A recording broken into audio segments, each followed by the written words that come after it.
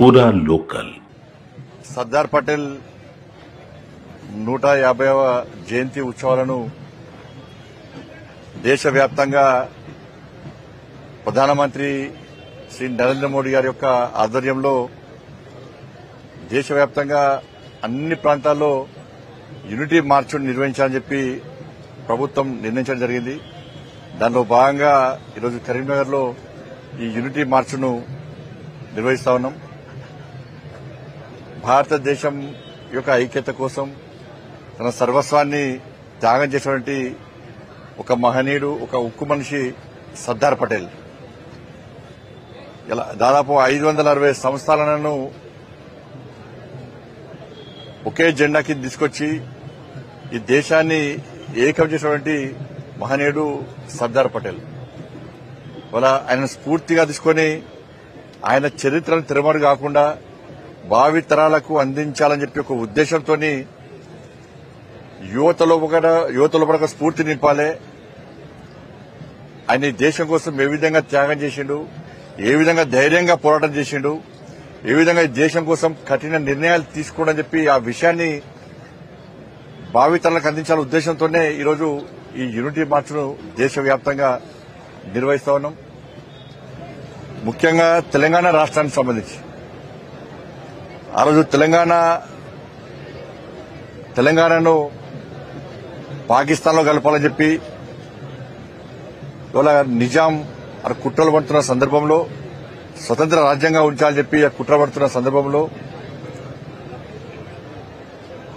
ఇవాళ నిజంగా సర్దార్ పటేల్ లేకుంటే ఇవాళ తెలంగాణ అనేది పాకిస్తాన్లో కలిస్తే ఇలా తెలంగాణ మరో పాకిస్తాన్ గానో, మరో శ్రీలంక లాగానో, మరో బంగ్లాదేశ్ లాగా ఆకలి కేకలతో ఇవాళ అల్లకల్లోలమే పరిస్థితి ఉన్న విషయాన్ని తెలంగాణ సమాజం గుర్తుంచుకోవాలి.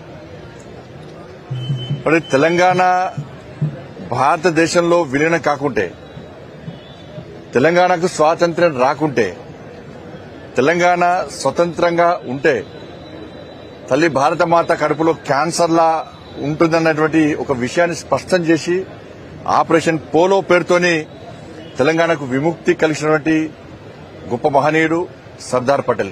అందుకే సర్దార్ పటేల్ కు తెలంగాణకు ఒక అవినాభావ సంబంధం.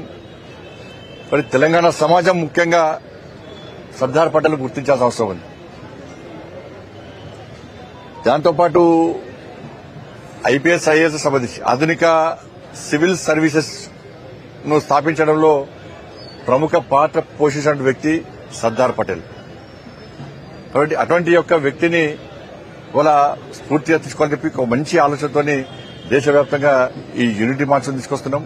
వాళ్ళ కెరీర్ను ఉద్యోగాల కోసమో, వ్యాపారాల కోసమో, విదేశాలకు పోవడం కోసమో వాటికి మాత్రమే పరిమితం చేస్తే ఈ దేశము ప్రపంచాల్లో పోటీపడే స్థాయికి వచ్చింది.